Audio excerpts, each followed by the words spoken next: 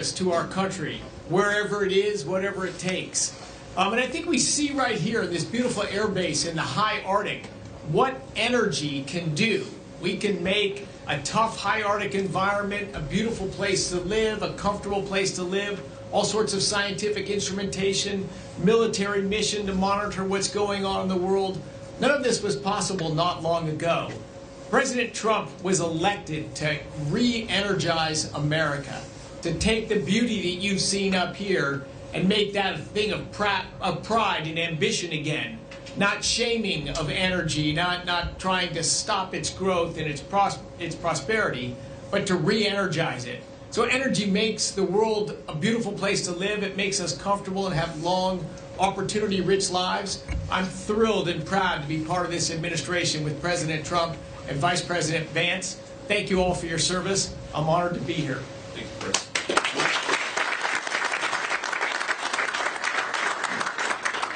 I guess when we flew in, it did look a little bit like Utah in the wintertime. Only there are substantial portions of this land that are always covered in ice, and it doesn't change. I really enjoyed talking to a number of you a little while ago as you were telling me that when you're deployed here for a year without your family, without your spouse, without your children. That is emblematic of so many of the sacrifices that so many of our armed services personnel make. And my conversations with our airmen and guardians this afternoon reminded me of the fact that the American people are indeed in good hands. They're in your hands. What you do here makes us safer. And when we're going about our business, our day-to-day lives at home, we don't have to worry about the things that you worry about because you're doing it for us. Thank you so much for that. And I look forward to learning more about what you do here and about the future of the United States and its interaction with this amazing land in this part of the world. Thank you.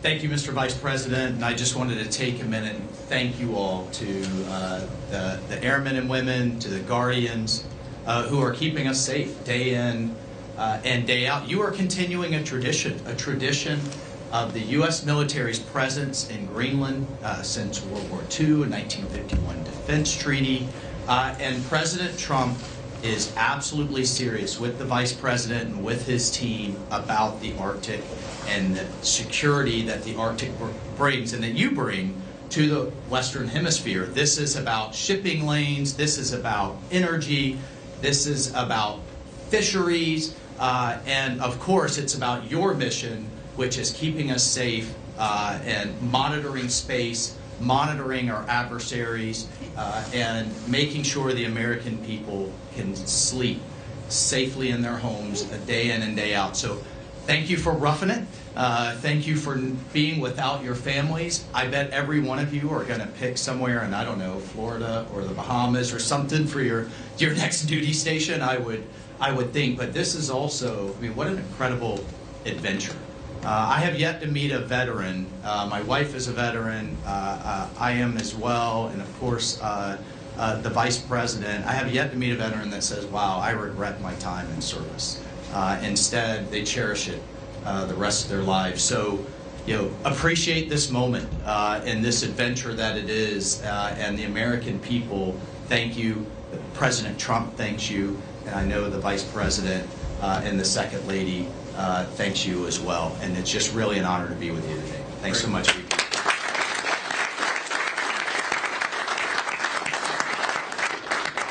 So thank you, Mike. And let me say just a couple of other things, and then we'll take some questions from the reporters. So, number one, I think a lot of Americans wonder, why does Greenland matter so much? Why does the mission of this base matter so much to the American people?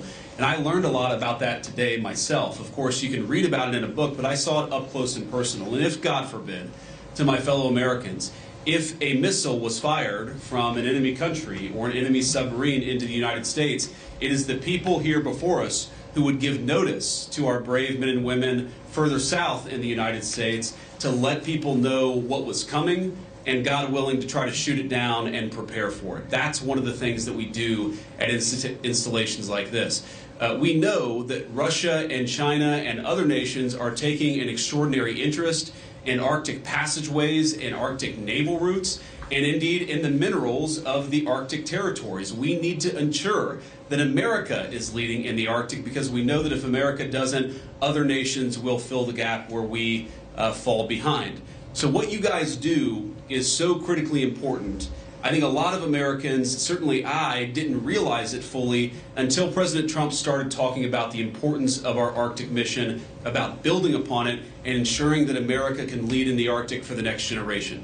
And now I want to talk about, of course, the interaction and what Denmark, I think, has done, and sometimes in partnership with us, but let's be honest, what Denmark over the last 20 years has failed to do in some cases, because we know that unfortunately this place, this base, the surrounding area is less secure than it was 30, 40 years ago, because some of our allies haven't kept up. As China and Russia have taken greater and greater interest in Greenland, in this base, in the activities of the brave Americans right here, we know that too often our allies in Europe have not kept pace. They haven't kept pace with military spending, and Denmark has not kept pace in devoting the resources necessary to keep this base, to keep our troops, and in my view, to keep the people of Greenland safe from a lot of very aggressive incursions from Russia, from China, and from other nations. Now, President Trump, as he says all the time, and as a lot of people recognize, is a president of peace. We want to have good relationships with everybody. That includes, even to the extent possible, the Chinese and the Russians. But part of having good relations is showing your strength when you have to. And unfortunately, the story of Greenland over the past 20 years when it comes to security is that we've underinvested in the infrastructure, we've underinvested in the security architecture, and we've underinvested in the brave men and women who are doing a very hard job, as Mike said, to keep all of us safe. That has to change. Now, when I pointed out a couple of weeks ago that in some ways, with all due respect to our Danish allies, they had not kept pace, there was a lot of criticism from Denmark, a lot of attacks at the Trump administration, at the president, at me, at others in our administration for saying the obvious, which is that Denmark hasn't done a good job at keeping Greenland safe. And one of the things I heard was, well, what about the many Danes who lost their lives in the war on terror fighting alongside the United States? Well, look, we obviously honor the sacrifice of our Danish friends in the war on terror 20 years ago, just as, for example, the French honor the sacrifice of Americans in Normandy 80 years ago. But recognizing that there are important security partnerships in the past does not mean that we can't have disagreements with allies in the present about how to preserve our shared security for the future. And that's what this is about. There is no amount of bullying, no amount of obfuscating, no amount of confusing the issue. Our message to Denmark is very simple. You have not done a good job by the people of Greenland. You have underinvested in the people of Greenland, and you have underinvested in the security architecture of this incredible, beautiful landmass filled with incredible people. That has to change. And because it hasn't changed, this is why President Trump's policy in Greenland is what it is. It's consistent with the first Trump administration, where you saw significant investments in Arctic security, and it will continue over the next 4 years under President Trump's leadership. And let me finally, before I kick it over to the media, make one comment about the people of Greenland. The colonel here, the base commander, who came here first as a second lieutenant, and I guess, Colonel, this is your second duty station here, and we're proud of you and proud of all of you guys who are serving and helping keep us safe. I heard a lot about the respect that our American troops show for the local Greenlandic population, the way that we make and create shelter for hunters and dog sledders, the way that we found ways to turn over traditional tribal land to some of the local populations in order to ensure that they're able to live in accordance with their values. We respect, as the President said in his State of the Union address, we respect the self-determination of Greenlanders. We believe in the self-determination of the population of the people of Greenland. And our argument is very simple. It is not with the people of Greenland, who I think are incredible and have an incredible opportunity here. Our argument really is with the leadership of Denmark, which is underinvested in Greenland and underinvested in its security architecture. That simply must change. It is the policy of the United States that will change, and I'm proud to be able to stand here with so many brave Americans to better understand the security mission and better understand what you guys do each and every day. For that, I'm grateful for your service. I'm even more grateful. I love you guys. I'm proud of you guys, and President Trump stands behind you and will for the remainder of his administration. Thank you all. God bless you.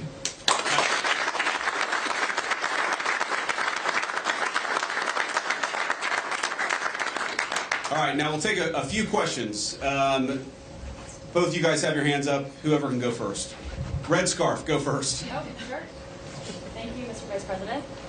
Do you have any plans, are there plans to expand the U.S.'s military presence in Greenland beyond this base?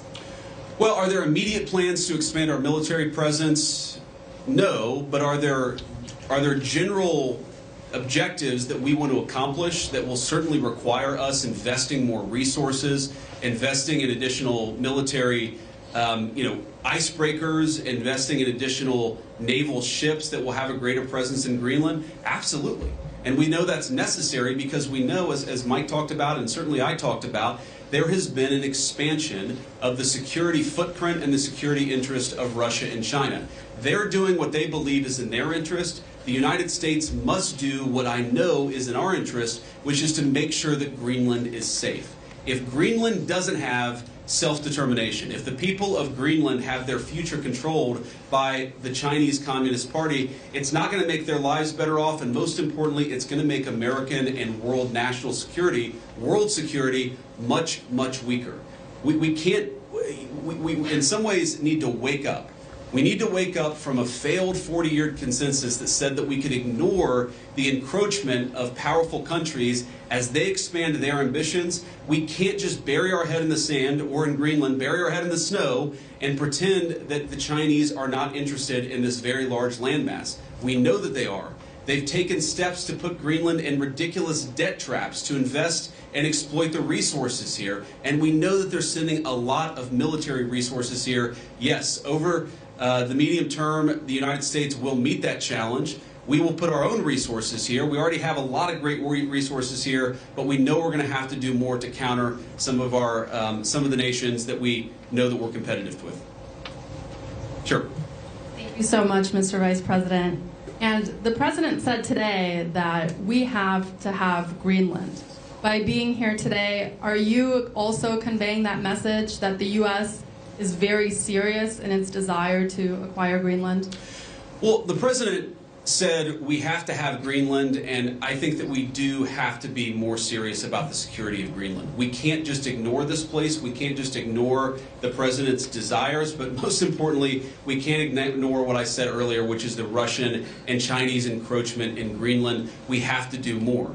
And what the President said in his State of the Union address, and he was very clear about this, is we respect the self-determination of the people of Greenland, but my argument again to them is I think that you'd be a lot better coming under the United States security umbrella than you have been under Denmark's security umbrella. Because what Denmark's security umbrella has meant is effectively they've passed it all off to brave Americans and hoped that we would pick up the tab. We're simply saying to the people of Greenland, when the President says we've got to have Greenland, he's saying this island is not safe. A lot of people are interested in it. A lot of people are making a play. We know that America cares about the security of this island for the sake of the people of Greenland, but also for the sake of the national security interests of the United States of America. So our message is very simple. Yes, the people of Greenland are going to have self-determination. We hope that they choose to partner with the United States because we're the only nation on earth that will respect their sovereignty and respect their security, because their security is very much our security, as these brave Americans show.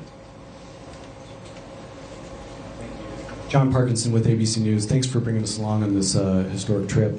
I wanted to ask you about last week's news with the Atlantic. We've had a couple questions on Greenland. I feel like you've answered that.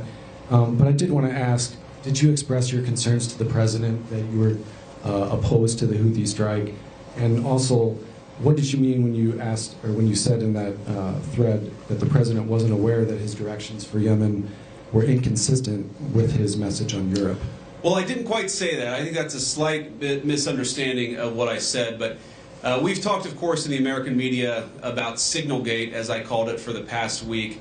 And here's what I told the President and the entire national security team, is that yes, it is in the interest of the United States of America to preserve navigation. Yes, it is in the interest of the United States to kill terrorists who are preventing navigation in the Red Sea, but we got to make sure that we do it right. We have to be careful. We have to make sure the timing is right. And of course, what that leak revealed, I think, is a private communication between the President's senior advisors about how best to prepare the American people for what we all thought we had to do, about the right timing of when we should do something, and of course, surfacing the strategic questions that we needed to decide and brief the President on so that he could ultimately make the decision about what we would do.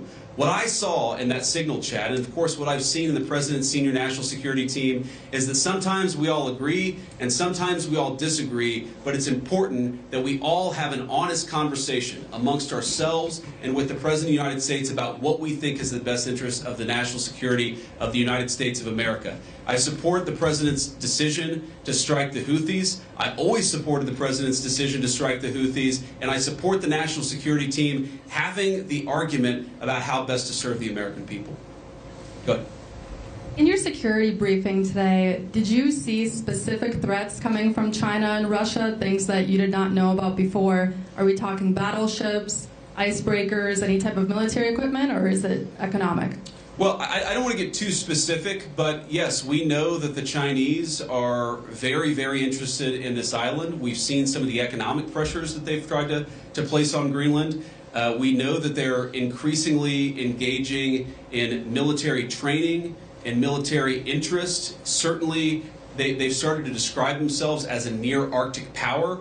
And I think part of that is justifying taking a further interest in Greenland and some of the surrounding territories. So we've seen very strong evidence that both the Chinese and the Russians are interested in Greenland. And why wouldn't they be interested in Greenland? It's a beautiful place. It has incredible people. It has its geographic placement makes it very important for the national security of the United States, but for world security. What we have to recognize is that if the Chinese and the Russians are going to pursue their national interest, we need a president who's going to pursue the American national interest, and that means ensuring that Greenland is safe. When can we expect an update on the internal investigation into that Signal chat leak? Has that investigation concluded, and what are the findings? I think we'll get an update soon. Look, we take it very seriously. We all accept that a journalist should not have been invited into the chat, and members of the administration, including my dear friend Mike, have taken responsibility for it. But I find the American media's obsession with this issue very, very interesting, because I happen to remember about 4 years ago when American military leadership made a catastrophic error that got 13 innocent Americans killed in Afghanistan and had about $80 billion of military equipment turned over to one of the worst terrorist organizations in the world. And for years, the American media ran cover for a Biden administration that refused to fire any generals or even launch an internal investigation that was meaningful and substantive about what happened. And now the same American media that covered for the Biden administration after the untimely death and the unnecessary death of 13 brave Americans is really, really interested in forcing the President of the United States to fire someone because of a Signal chat. Because of a Signal chat. That is not honest behavior from the American media. And if you think you're going to force the President of the United States to fire anybody, you've got another thing coming. President Trump has said it on Monday, on Tuesday, on Wednesday, on Thursday, and I'm the Vice President saying it here on Friday. We are standing behind our entire national security team. Can I just ask you about Yeah, go ahead. the tariffs? There's been some retaliation, some signals at least in the media that Canada's going to respond. Some of these others are going to respond to the president's tariffs. What's your message for Americans that are going to see costs increase on auto manufacturing, new cars, that kind of thing? Is it Buy America, or what's the message going forward there? Well, let me say a couple of things. First of all, for the Canadians, and we have many dear friends in Canada, and of course we love the Canadian people, but the Canadian leadership threatening retaliatory tariffs against the United States, as President Trump often says, they just don't have the cards. There is no way that Canada can win a trade war with the United States. What President Trump has said is that he wants to level the playing field. For decades, Canadian leadership has forced American farmers and American manufacturers to play by an unfair set of rules. All President Trump has said is that we're done playing by an unfair set of rules. If you're going to do something to our industries, then we're going to do something back to your industries. That's how you protect American manufacturing, and that's how you protect American jobs. Now, what I'd say to the American people is look, the president ran on this, and he said very clearly that we're done being the piggy bank of the entire world. For 40 years, in the same way that our European friends, I think, have neglected international security, for 40 years, a lot of our friends all over the world have used America as a piggy bank. They have used us to absorb all of their excess economic production. What does that mean for Americans? For Americans, that's meant manufacturing jobs declining. That's meant middle-class wages going down. That's meant whole towns that have been hollowed out by empty factories, and that means an America that is less safe because our manufacturing isn't as powerful now as it was 30 years ago. I've got all these brave Americans in front of me and a few behind me too. We want to send, if God forbid we have to send Americans to war, we want them to have weapons, the best weapons in the world that are manufactured in America and not in China. The way you do that is to rebuild the American manufacturing sector. The days of America being the piggy bank of the world, the days of closed factories, the days of people not being able to get a middle-class job in this country, they're over. And yes, that means we're going to have to fight back even against some of our friends and their unfair economic practices, but the long-term consequence of this is going to be higher wages, more manufacturing, and more economic security for the American people. We'll take a couple more questions. On Russia, has the U.S. agreed to those conditions that the Kremlin said were needed for that truce in the Black Sea? It included lifting sanctions imposed on Russian banks. Trump said this week that you were still looking at it. Well, there are a couple of different statements that are floating around out there, and some of them I think are mistranslations, and some of them are not totally clear what is even being asked for. But the president has said, and he's right, that I think we feel very good about where things are. We trust but verify. We make sure that what we're seeing from one party is met by the other party and vice versa. But I think that we've made an incredible amount of progress. We have to remember that this war started under Joe Biden's administration. It has led to an unbelievable amount of death and destruction. And for the first time in almost 4 years, thanks to President Trump's leadership, we have an opportunity to really achieve a peaceful settlement. The president's going to fight every single day to make sure that happens. And of course, we'll keep you guys updated as we continue to make progress. I do think if you look at what we've talked about, we've obviously got this energy infrastructure ceasefire. We've got a Black Sea commercial ceasefire that I think is almost done. And once we get there, we'll work on the next stage of the ceasefire. Yeah. The president has previously not ruled out military force when he's talking about taking over Greenland. But your rhetoric today is more about encouraging the Greenlandic people to vote for independence. Do you think the rhetoric has changed about that, or what's your message there? No, I don't think it's changed at all. Look, the president said clearly he doesn't think that military force is going to be necessary, but he absolutely believes that Greenland is an important part of the security, not just of the United States, but of the world, and of course the people of Greenland too. It's very simple. I think the president's been very consistent here from his State of the Union, from his inaugural address, and every public statement that he's made. This territory, Greenland, really matters for the security of the United States. It's extremely vulnerable right now, and if the people of Greenland were willing to partner with the United States, and I think that they ultimately will partner with the United States, we could make them much more secure, we could do a lot more protection, and I think they'd fare a lot better economically as well. This has to happen. And the reason it has to happen, I hate to say it, is because our friends in Denmark have not done their job in keeping this area safe. They just haven't done it. It's very simple. For all of our friends in the American media who attack the administration for pointing out the obvious, what is the alternative? To give up the North Atlantic? To give up the Arctic? To China? To Russia? And to other regimes that don't have the best interest of the American people at heart? We have no other option. We need to take a significant position in Greenland to keep the people here safe, but to keep our own country safe too. We'll do one or two more. Yeah. Trump said this week the U.S. would go as far as we have to go to acquire Greenland. In that same vein, that question, are there plans that have been drafted to use military force to take over Greenland? Well, what the president has said is that we need to have more of a position in Greenland. We need it, again, for the safety of the American people. And what we think is going to happen is that the Greenlanders are going to choose through self-determination to become independent of Denmark, and then we're going to have conversations with the people of Greenland from there. So I think that talking about anything too far in the future is way too premature. We do not think that military force is ever going to be necessary. We think this makes sense. And because we think the people of Greenland are rational and good, we think we're going to be able to cut a deal, Donald Trump style, to ensure the security of this territory, but also the United States of America. I'll do one more question. And you spoke about economic interests, how the U.S. could develop Greenland more economically. Could you speak a little bit more about that? I know Secretary Wright is here. Have you guys spoken about energy? Senator Lee is here as well. Just wondering what those discussions have been like. My point actually is that other countries have explicitly gone after Greenland, and I think with a mind towards economic exploitation. Sometimes asking Greenland to get itself into terrible economic debt traps that would make the people of Greenland not self-determined and sovereign, but to mortgage their future to hostile foreign countries that don't have their best interests at heart. That is not what the United States of America wants to do. What we want to do is to protect the security of this territory because it matters for us and it matters for the people who live here. All right, guys, thank you all. And let me just say one more final word to the Guardians, the Airmen, the other service members gathered here. Thank you.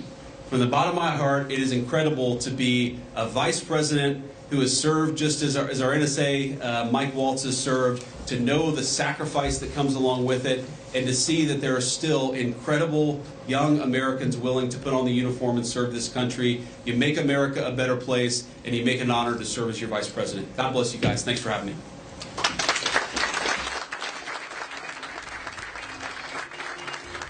You just heard from Vice President J.D. Vance speaking at the Space Force Base in Greenland. VP Vance talking alongside Second Lady Usha Vance, National Security Advisor Mike Waltz. Vance has said that the U.S. wants to invigorate the security of Greenland because the administration thinks it's important for protecting the security of the entire world.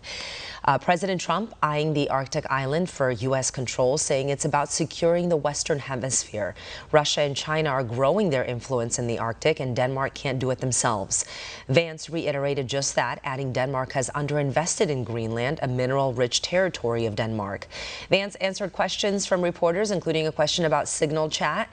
Vance calling it Signalgate, saying what was leaked revealed that sometimes we agree, sometimes we disagree, and he supports the president's decision to strike the Houthis. Vance answered several other questions about Greenland, saying they won't need military intervention. They'll be able to reach a deal with the people of Greenland. Well, President Trump's incredible momentum after his inauguration is slowing to a crawl as radicalized Democrat judges attack his America First. One America News Network, your source for credible, honest, unbiased reporting from around the world, has just launched a live 24/7 365 days a year uninterrupted cable feed on YouTube. And it's only $5.99 per month. Now you can watch One America News Network live, anytime, anywhere in the world. Go to our YouTube page and click here to become a member today. One America News Network, your source for credible, honest, unbiased reporting from around the world, has just launched a live 24/7 365 days a year uninterrupted cable feed on YouTube. And it's only $5.99 per month. Now you can watch One America News Network live, anytime, anywhere in the world. Go to our YouTube page and click here to become a member today. One America News Network, your source for credible, honest, unbiased reporting from around the world, has just launched a live 24/7 365 days a year uninterrupted cable feed on YouTube. And it's only $5.99 per month.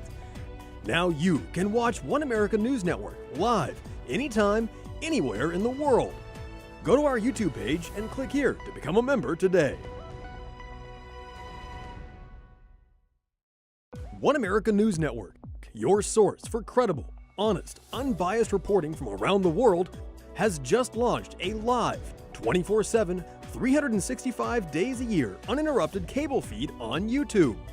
And it's only $5.99 per month. Now you can watch One America News Network live, anytime, anywhere in the world. Go to our YouTube page and click here to become a member today. One America News Network, your source for credible, honest, unbiased reporting from around the world, has just launched a live, 24/7, 365 days a year uninterrupted cable feed on YouTube. And it's only $5.99 per month. Now you can watch One America News Network live, anytime, anywhere in the world. Go to our YouTube page and click here to become a member today. One America News Network, your source for credible, honest, unbiased reporting from around the world, has just launched a live, 24/7, 365 days a year uninterrupted cable feed on YouTube. And it's only $5.99 per month.